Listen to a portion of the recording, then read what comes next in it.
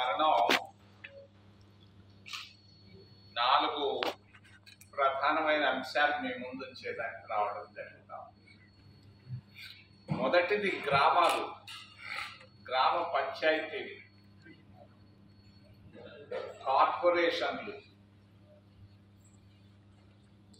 గ్రామాల్లో SC ST ఓబీసీల పరిస్థితులు. రెండవది రాజధాని, మూడవది అవినీతి, నాలుగవది మోడీ పరిపాలన, చంద్రబాబు పరిపాలన, క్రితంలో నాయకుల పరిపాలన, చివరిలో దేశంలో పత్రికా స్వేచ్ఛ, దానిపైన కూడా నేను మాట్లాడదలుచుకున్నాను. గ్రామాల్లో పరిస్థితులు చాలా బలహీనంగా ఉన్నాయి. సర్పంచులు అల్లాడుతున్నారు నిధులు లేక. బల్బు మార్చుకోవాలన్నా కూడా నిధులు లేవు, రోడ్డు వేసేదానికి అసలు లేవు. మరి కాంగ్రెస్ ప్రభుత్వం ఉన్నప్పుడు, రాజీవ్ గాంధీ బ్రతికున్నప్పుడు సర్పంచులకు నేరుగా చెక్కులు పంపించేవాళ్ళు. ఈరోజు ఆ విధానం పూర్తిగా స్వస్తి పలకడం జరిగింది. గ్రామాల్లో నిధులు లేక గ్రామాల్లో సర్పంచులు దిక్కులేని పరిస్థితుల్లో ఉన్నారు. ఏలూరు జిల్లాలో కూడా పరిస్థితి. మీ కార్పొరేషను అది అధ్వానంగా ఉంది. ఈస్ట్ స్ట్రీట్ అంటారు, సౌత్ స్ట్రీట్ అంటారు. ఈ స్ట్రీట్కి ఆ స్ట్రీట్కి పేరు లేదు, ఊరు లేదు. నేను 10 సంవత్సరాల నాడు ఏలూరు కార్పొరేషన్ ఎట్లుందో అట్లాగే ఉంది. ఒక్కటి మాత్రం మార్పు చూశారు. అల్లూరు సీతారామరాజు స్టేడియానికి అక్కడక్కడ చిన్న చిన్న ఆ కమ్ములకు రంగు వేస్తున్నారు, విగ్రహం కనపడ్డది. అది తప్ప ఏలూరులో ఏమి అభివృద్ధి అనేది సున్నా. ఎస్సీల పరిస్థితి చాలా దారుణంగా ఉంది. ఆంధ్రప్రదేశ్ రాష్ట్రంలో ఎస్సీలు కన్నీటితో ఉన్నారు. బాగా లేవు పరిస్థితి, దారుణం.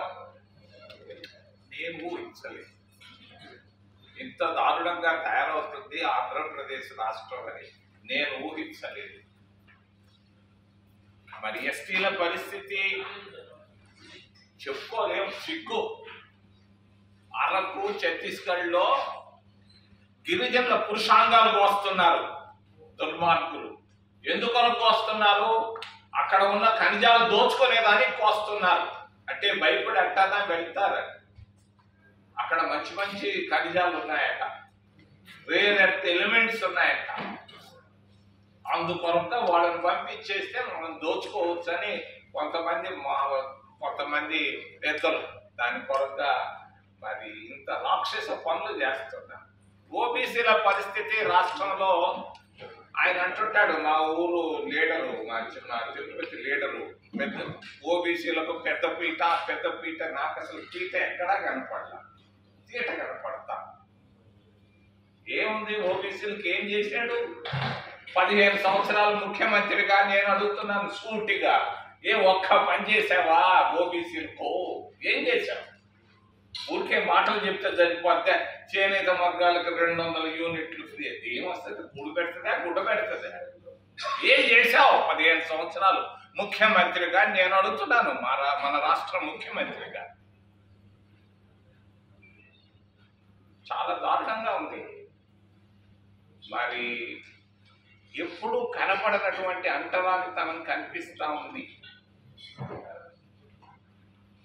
ఎప్పుడో శతాబ్దాలు దశాబ్దాల క్రితం కనిపించేది ఇప్పుడు కనిపిస్తా ఉంది. ఎక్కడ? పుణ్యక్షేత్రాల్లో, ముఖ్యంగా తిరుమల తిరుపతి పుణ్యక్షేత్రంలో ఒకప్పుడు కాంగ్రెస్ పార్టీ అధికారంలో ఉన్నప్పుడు దళితులు ఉండేవాళ్ళు అక్కడ ఆఫీసర్లుగా. ఈరోజు ఒక్కరు లేరు. చూద్దామన్నా కూడా, భూతత్వం వేసుకొని చూద్దామన్నా కూడా లేరు. వందల సంఖ్యలో దుకాణాలు ఉన్నాయి అక్కడ. ఆ దుకాణాల్లో ఒక్క ఎస్టీ కానీ ఒక ఎస్సీ కానీ ఒక ఓబీసీ లేకపోవడం గమనార్హం.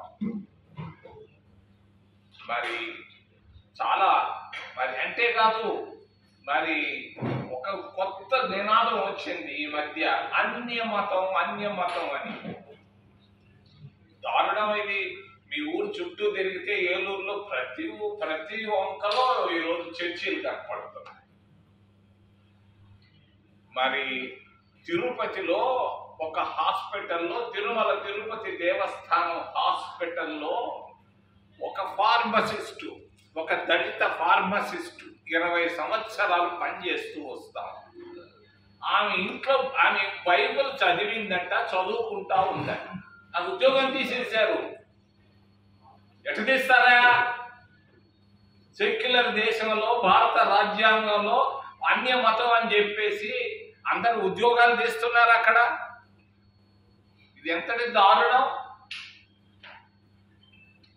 ఈ విధంగా అన్య మతాలు, తర్వాత అంటరానితనం అనేది చాలా స్పష్టంగా కూటమి ప్రభుత్వంలో కనిపిస్తా ఉంది. సిగ్గు చేయటం నేను తెలియజేస్తున్నాను. రాజధాని బివి రాఘవులు, కామ్రేడ్ రాఘవులు గారు చెప్పారు, రాజధాని కట్టేదానికి 1000 ఎకరాలు చాలు. ఈయన 70,000 ఎకరాలు తీసుకున్నాడు. నేను ఒక రైతుని అడిగాను, మీరు ఎన్ని ఎకరాలు ఇచ్చారంటే మేము 90 ఎకరాలు ఇచ్చాము అన్నాడు. ఎందుకు ఇచ్చారు అంటే మా కర్మ అన్నాడు. ఏ రైతు సంతోషంగా ఇవ్వటం లేదు. 3 పంటలు పండేటువంటి మరి భూముల్ని, సారవంతమైన భూముల్ని, బాగా నీటి సదుపాయాలు ఉన్నటువంటి ప్రాంతాన్ని ఇవ్వడానికి వాళ్ళకి ఇష్టం లేదు. మరి స్పీడ్ ఇచ్చి లాగిచ్చి తీసుకుంటారు. మరి ఎవరికి ఇస్తున్నారు ఈ భూములు? కోటీశ్వర్లకి. ఫోన్లు చేస్తున్నాడు ఒక ఆయన బయట రాష్ట్రాల్లో, వాళ్ళకి తెలియదు, నాకు బయట రాష్ట్రాల్లో కూడా పరిచయాలు ఉన్నాయి. మేము 100 ఎకరాలు ఇస్తాం, మాకేం ఇస్తామంట. పేరు చెప్పటం, పేరు చెప్పే టేబుల్ కింద తలబెడతారు అంతా. మాకేం ఇస్తాం?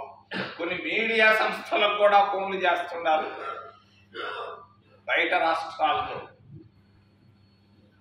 అజాగ్రత్తగా ఉండొద్దు, మేము అన్ని గమనిస్తున్నామని నేను సున్నితంగా తెలియజేస్తున్నాను ఆ వ్యక్తులకి. రైతుల భూములు ఏంటి? మీ వ్యాపారాలు ఏంటి? ఇది న్యాయమా? ఇదేనా ప్రజాస్వామ్యం అంటే? అవినీతి. భారతీయ జనతా పార్టీ, కాంగ్రెస్ పార్టీ అధికారంలో ఉన్నప్పుడు 2G స్పెక్ట్రం 1000 కోట్లు పోయింది, తిన్నారు, అట్టన్నారు, ఇట్టన్నారని పేర్లు చెప్పారు. రాజా భూజాలు పేర్లు చెప్పారు.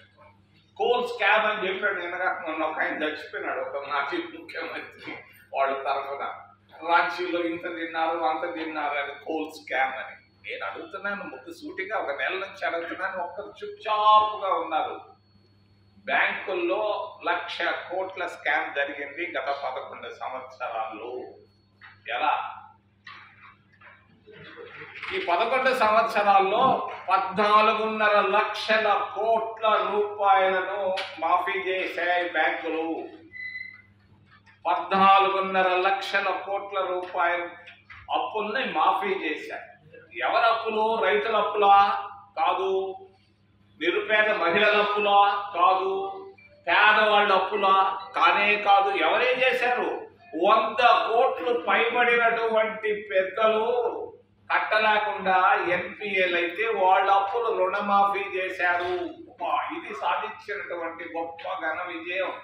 ఆయన అన్నాడు, ట్రంప్ అక్కడి నుంచి ఎక్కడి నుంచి అది డెడ్ ఎకానమీ అన్నాడు. Russia dead economy, India dead. ఇది మన్మోహన్ సింగ్ కష్టపడి సంపదను సృష్టిస్తే వీళ్ళు సంపదను నాశనం చేస్తున్నారు. బ్యాంకుల్ని ఈ విధంగా 14.5 లక్షల కోట్ల రూపాయలను మాఫీ చేశారు. నేను అడుగుతున్నా నిర్మలా సీతారామన్ని, ఆమె ఈ జిల్లా కోడలేమో ఒకప్పుడు.